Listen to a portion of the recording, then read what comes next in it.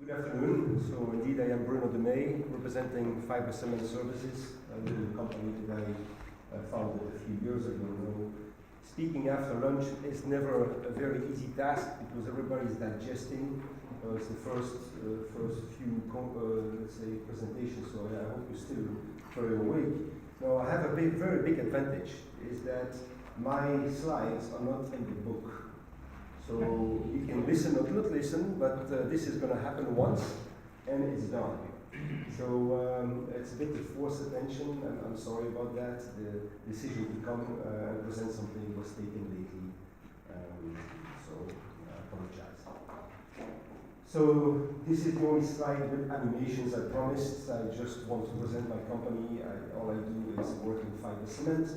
I help people to start businesses from studies on market to the final solution of manufacturing of a finished product, meaning a product that is ready to be installed, painted, cut to size, routed, and have different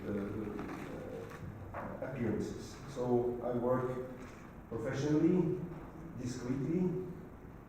I propose solutions which are found to be environmentally correct nowadays, and also I have always championed safe work environments. So mainly I help people to get better or to start to manufacture fiber cement products. I do from raw materials specifications to final products. You have all the data if you want to contact me for any further questions on this slide, which you don't have, but I'll be glad to give you a business card later. So today we'll talk about a few chosen topics of products or applications which I thought are exceptional enough to talk about it today. So the criteria of selection was made by me, so there is no very complicated process that was involved. It's new products, new applications, new producers, or rarely encountered features of a product. You will see some exceptional new features, and also some products that have a good green content to speak about. They're not especially new, but they are to be mentioned especially today. So I will mention company names. Okay? I don't represent these companies.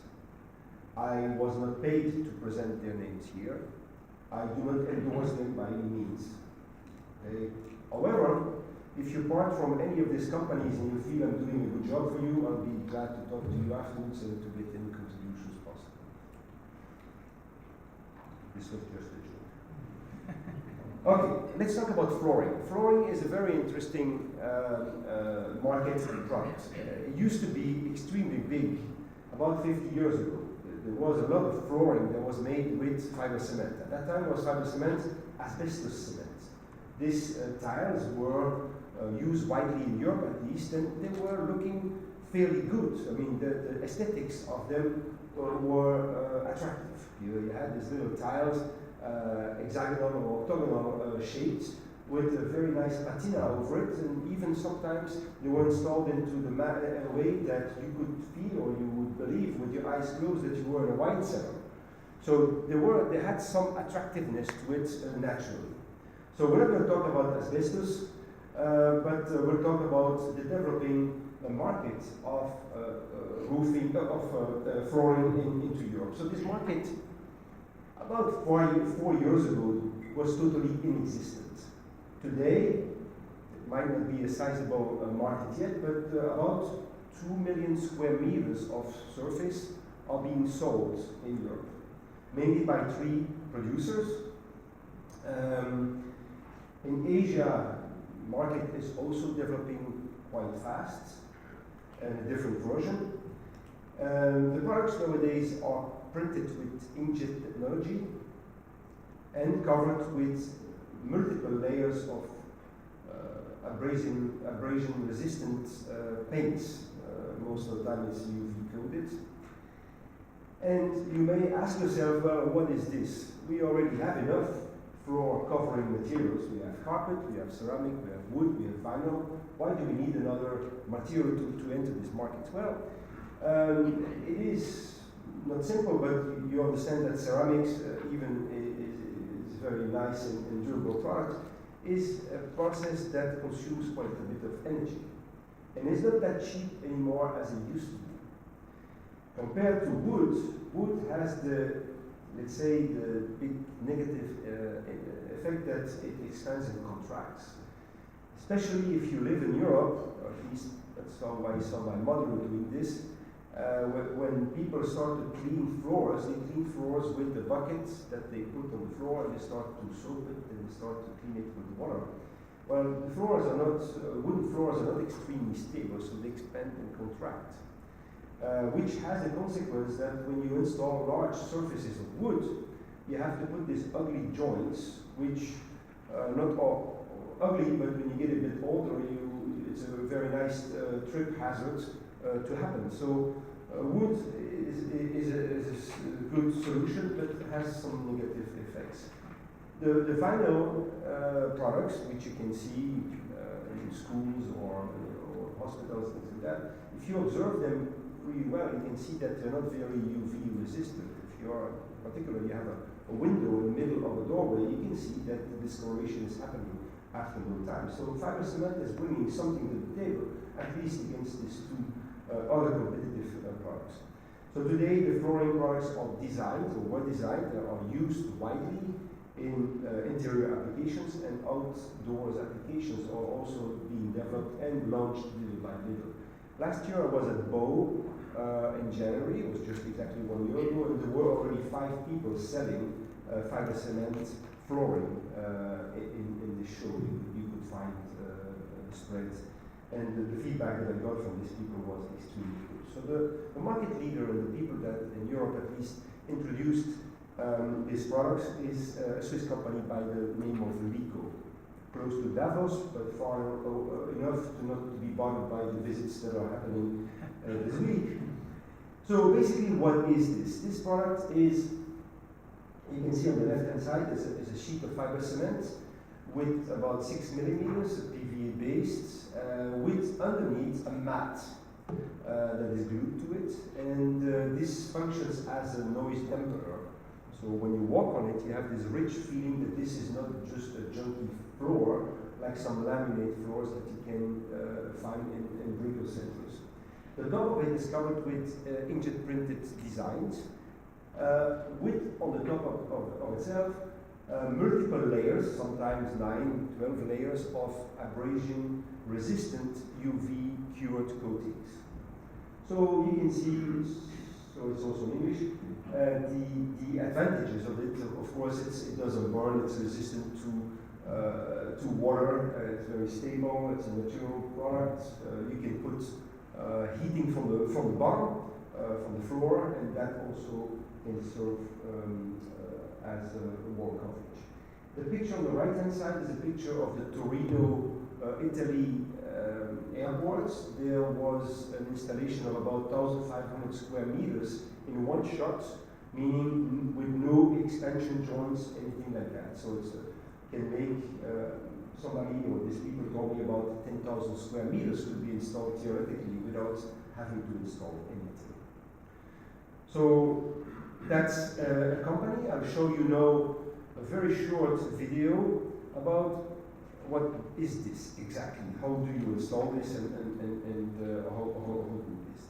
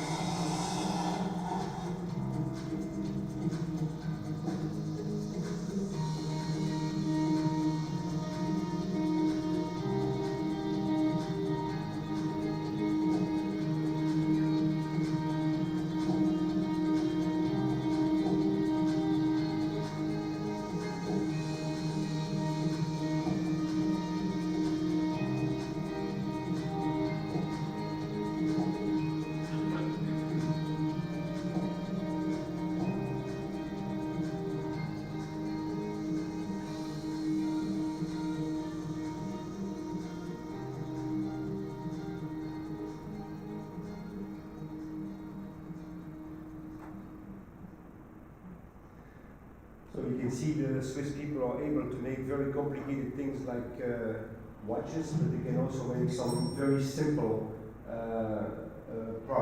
presentations of products where you understand exactly what you need to do to install a floor. It's just wonderful. Another company that is making fairly very similar product is Etenit, which is Etenit Switzerland. They have developed this product about 3 years ago, built new lines for this. The system is fairly the same, a baseboard with a felt, a soundproof top with inkjet colors, printing and abrasion layers. Just the difference is in the aspect, the look. They make it look more like this is a product from a quarry compared to Lico makes it look like wood. This is really something you would guess it's something that has been mined somewhere. So fairly similar. Now there is a third one in Europe that is developing a similar product. The company is called Scalamit. It's a Polish company that has entered the fiber cement business very lately. You're going to say, wow, this must be terrible. It is a great business. 3 people within 4 years are jumping from the boat into the water. Well, please remember, it's not because they jump all 3 from the boat into the water that the water is warm, neither that it's easy to swim, neither that there is gold in the bottom of the swimming pool. So it's just not really representative of how big or how good this market is. It's just that there are 3 people that happened to get into this business in the last 3 or 4 years. These people are targeting a little bit more the professional world. As you can see, the size of the product that they're selling are a bit bigger, so it's not a do-it-yourself type of market or product. It's more for professionals to install and to transport by truck or large bed trucks. In Asia, of course, this development has been going on since about 8 years. So this company, TPI, introduced the first inkjet printing boards about 8 years ago. And they have developed this product in a simple way. They do not use a click system, as you have seen for the other competitors in Europe, which is required due to install requirements. In Thailand, they just install it with a simple plug-in roof. But still a very nice product, as you can see, even coated on the sides to look like a top. And finally, I wanted to mention also that the fiber cement is getting back into the patio and outside flooring.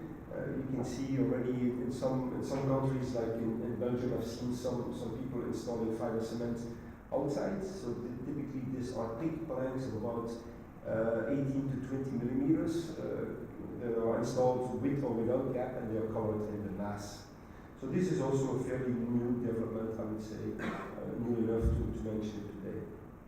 So what's happening in the facade world? So facade is external cladding of walls. And by the way, I will not talk about roofing, as I thought this is more board oriented than roofing oriented. So what's happening? Well, there is one big trend. It's a worldwide trend, but it's more to be seen in Asia. In Asia, there are a lot of producers. We have a few here, VDI, Yefu, presented by Mr. Haik. But there are a lot of producers in Asia. And most of the time in the past history, these people were making roofing products. That was the almost unique market at one point. But due to a phenomenon which we all know about, the urbanization, where the cities are getting full and the campaigns are getting empty, people are gathering in the cities, but the cities have limits. They have limits, sometimes geographical limits. They are sitting into a valley, and you can't build up to, if you go to Santiago de Chile, it's 1,000 meters. After 1,000 meters, it's impossible to get a permit to build a house. So what the people have to do, they have to build vertical houses. Of course, the consequence immediately is that the amount of square meters per person that you need of roofing is decreasing drastically, but it's divided not by 2 or by 3, it's divided by 200. So many producers of fiber cement in Asia have been switching over from roofing to flat sheets. And what can they do with the flat sheets? They can make interior boards, but they can make also exterior boards. So this, together with the fact that the Chinese have killed what was left over of the roofing market by dumping into Southeast Asia cheap corrugated or other metal sheets, well, there was only one way for the producers is to go into the flat sheets and abandon the market of the roofing. So this evolution is also now getting the input of the technology of inkjet printing. So you see a few pictures here. The picture in the middle I like a lot because it's just an explanation of what I told you. Even if you see some grass, it's still a city. The small homes are disappearing, and you have the high towers. Fiber cement is perfectly fit to be installed. But what's more interesting is the picture on your right. You can see a decorative Asian motif. And what is interesting about this is that each board is a different board. So it's not something that has been painted afterwards, but it's something that has been made this way and pieced together as a puzzle. So if you go to such a production line, just to speak about it, the first board could have your face on it, Rob, and the second board could have Mr. Hai's face on it, and etc., without adjustments, just by programming this thing, but programming at a very low level. So it's a very flexible mean of production, of producing unique designs. I was talking about Scalamit, this new company that is producing fiber cement boards. They have been also getting some innovation into the market. And the innovation is about the pigments that they're using. For the first time, at least what I have seen, they're using mineral pigments, which allows the inkjet technology to come outside the house and to be placed on the facade of the house. So there are mineral pigments are very resistant to the, or very resisting at least to UV exposure compared to the organic pigments. So you can see the type of designs that they are offering, and it's a very cozy, let's say, environment. It feels good to look at it and to be around it. Let's talk a little bit about some special features that I've seen. I haven't seen all, of course, far from, in the decorative interior. So what is the trend there? Well, for sure in Asia, the movement to replace wood is still upbeat, is still a very important movement. And reasons are to be found into the price of wood. I mean, people don't realize that, but in some countries the price of wood is 3 times the price of fiber cement. If I was fiber cement manufacturer, I would have made that 2 times in no time, but they keep it at 3 times difference. Maintenance of wood in Asia is terrible because of moist, but also because of termites. Probably an animal that Europe hasn't seen lately, but just wait a little bit with the climate change, you will see these things coming through. So decorative interiors are also developing. I'll show you a few examples of things that have been realized lately. Fiber cement is sometimes not, let's say, something that architects would like because it feels like an artificial part. But this few examples will show you that it can look like a natural occurring product. So this is an example from Asia. It might not be to the taste of European people. You can see the full bathrooms or full kitchens are actually made out of fiber cement. The particularity here is that it's even going so far that you can have your casserole with your I was going to say potatoes, but rice, let's say, cooking on the kitchen. You can take this 100-degree or more pot and put it directly on the fiber cement, nothing happens. So they've been thinking through some applications that are important. Of course, using fiber cement in the wet areas is very good because it's a very durable product. There is no food for animals, no matter how moist it is and how hot it is, which is not the case for other products. Again, an example from this new European producer, which is showing some very cozy environments for showers, etc. So this is also something that is coming back into the houses. It came in, it disappeared, and now it's coming back into individual houses.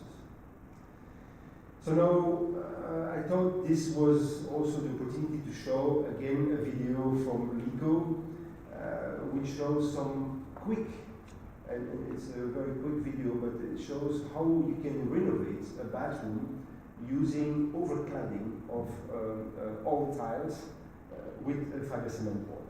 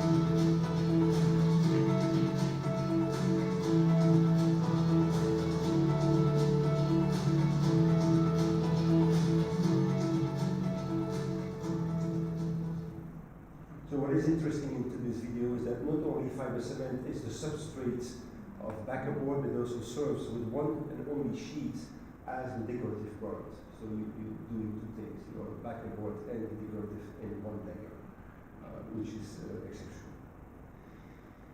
I wanted to show you something also in terms of special applications or special features, I would say, of product. Now, the application might not be something tasteful to you because it's an application where people in Asia are using or replacing wood to make door frames. That's probably not going to happen by tomorrow in Europe. However, to develop that, they had to go through different steps to be able to change completely the baseboard formula, to be able to give some features. And the main feature here that they wanted to give is that you can, if you take a normal fiber cement board and you try to screw through it, you can do it once, you can remove the screw. But when you go again, there is a round hole in there and the screw doesn't hold anymore. Well, these people have developed new formulation where you can screw in and out and in and out. I think on the video they do it on about 40 times. So this is totally new material, it's patented. And it's a very interesting development because it opens the door to many applications that today, where there was a lot of shock involved or where you had to have a lot of flexure strength with a lot of deflection. Certainly deflection, like Rob said very well, is decreasing over time, it's carbonating. Well, this is a totally new ballgame for fiber cement. In the past, people that were trying to install fences as in fiber cement were not very successful because some kids came and played soccer or football against the fence and the fence broke after not the first year, but maybe after 3 years. So this is opening the door to many more applications. So the video is not the quality of the Swiss quality, but it's a video, so I'll show it to you and I'll maybe stop where you need to look at it close. There was no music.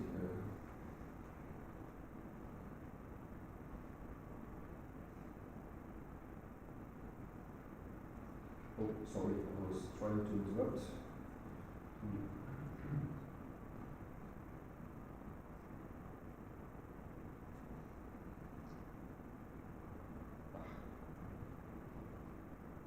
I just let it go. So.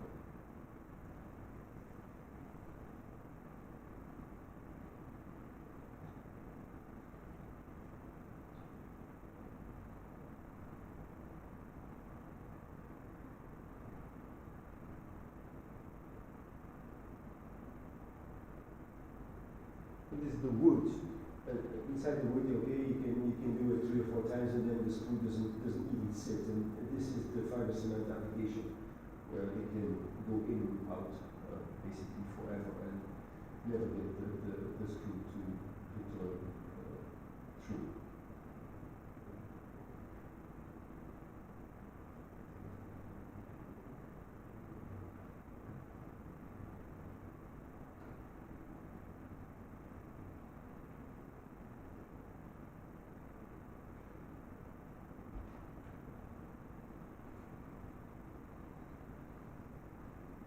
Has also very high holding power, so it's not burning. This is very interesting. One of the limitations of fiber cement is that fiber cement is containing crystalline silica. And crystalline silica, we all know, is carcinogen. This product was developed also with this in mind. I'm not going to divulge the recipe, but it for sure, when you cut it, doesn't give off a lot of little dust particles into the air. So it's also extremely well thought of for installation and ease of installation for the people on the floor.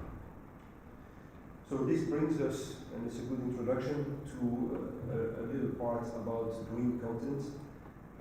Fiber cement is not always being seen as high green content for different aspects. We'll come back on that. But when you hear green, I like to hear durable, because very well known cement is producing, or the production of 1 ton of cement produces about 1 ton, maybe 900 kilo. Portland cement, I should say, produces about 1 ton of CO2, but that's once in the lifetime of the cement. People seem to be forgetting, or seem to be preferring to have something with low CO2 emission, but they forget about the lifetime cycle. And maybe on the lifetime of the cement, which is maybe 2,000 years, whatever, they prefer to introduce a product that is not as durable, but gives off less CO2. And that's a bit a question of education. The public doesn't realize that. So when you look at fiber cement, and I put the source on purpose, all my slides have the sources. This is a slide that shows that vinyl siding is more, let's say, having less environmental impact than fiber cement. It's a bit counterintuitive. Now, when you look into detail of this graph, well, actually, I started to look in detail, but then I realized this slide was made by the Vinyl Institute. Now, the skewed view should be thought of a bit better. And what is important when you're thinking about sustainable product, about a green product, is really the long life cycle. When a product lasts forever, well, I'm not going to say you can make it no matter with what process and pollution, but it's already a very important feature to last for a long time. Without maintenance, that's another important thing. Without burning away easily and without being attacked by termites and other animals, it is inducing a lot of repair work. So of course, in this case, it's taken from the US market, where there is practically only utterly fiber cement on the market, made by James Hardy, Allura, and Nichia. But the big disadvantages, or the big, let's say, arguments that people have against fiber cement is that it's using a lot of energy. It's using a lot of cement, still only 30 or 40% of cement, but still cement has a big CO2 impact. The production of cement, people forget to say it's only once in 100 years maybe that you need to replace fiber cement. It takes a lot of water in and out.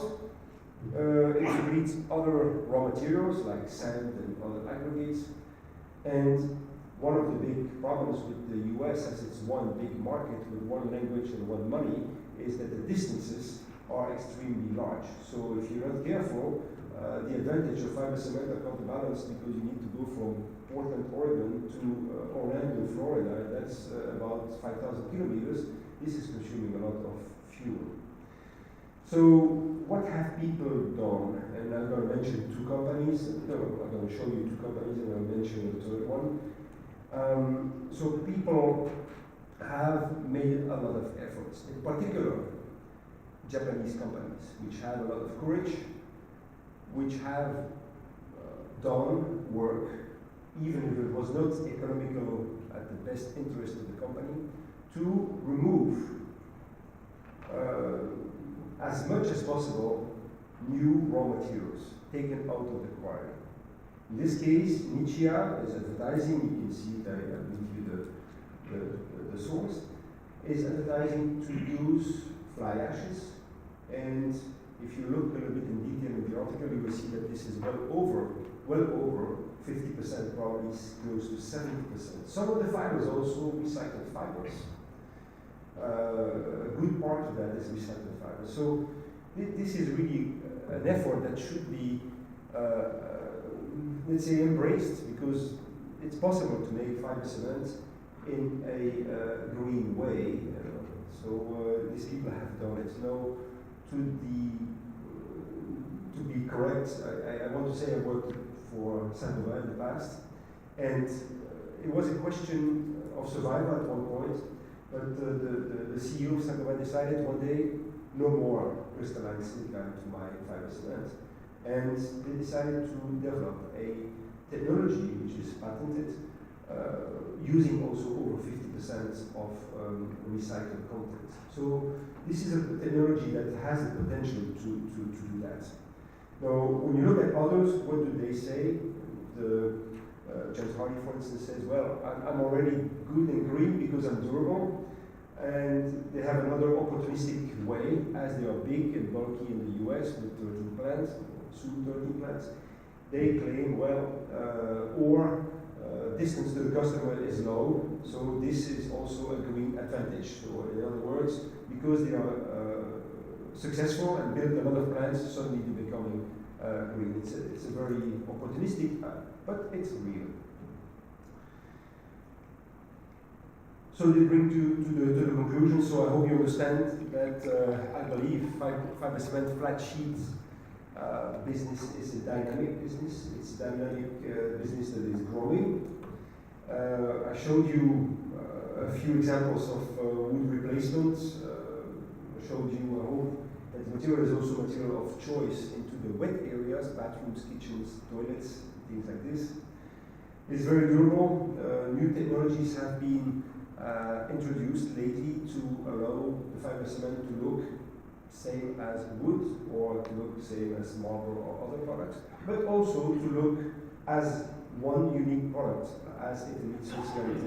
It's a product that looks like a unique existing product.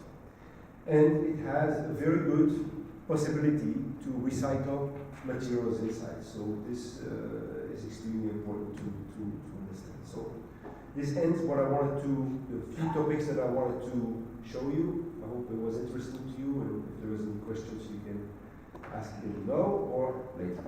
Thank you.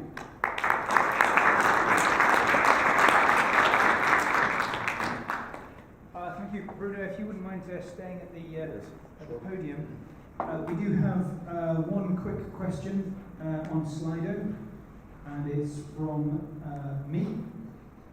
And the question is, how does TPI's whole work? How does TPI whole? How does their reusable whole work? What is different about their board? It is a patented formula. So what they have done, they have changed completely the formula of fiber cement. In this case, it's autoclave fiber cement. And this is allowing them to have a holding pattern for nails or for screws.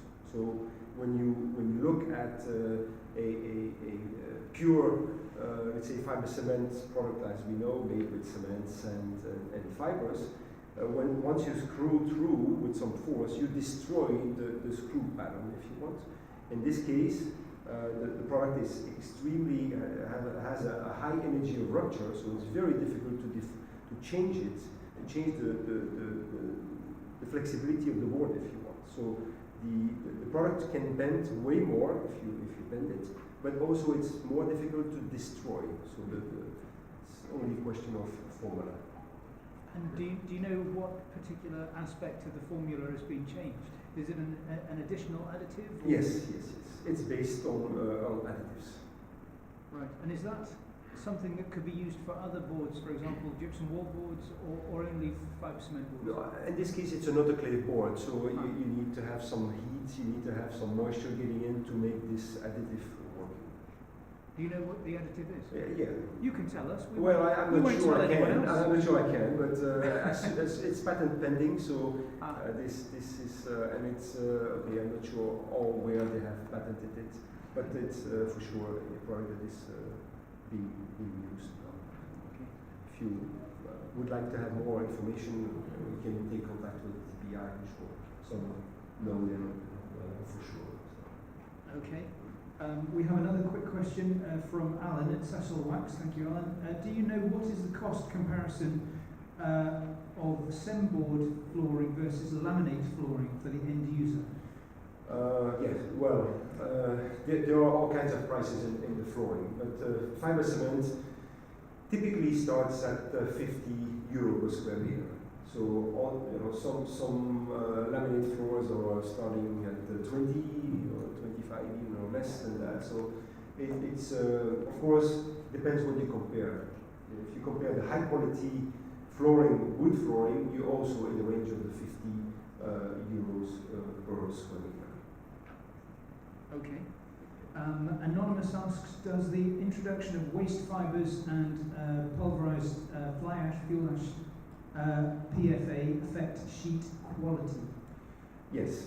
So that's wood technology, and that's why it's also patented. So you have to be extremely careful that the product stays stable in time. So it's not just replacing silica by or crystalline silica by amorphous silica, which is in this case fly ash. If you do that, you will encounter degradation of the product over time. So just as a bit more technical talk, when you combine the calcium of the cement, maybe with the silica, the crystalline silica, you form a product, a crystal. It's called tauroborite.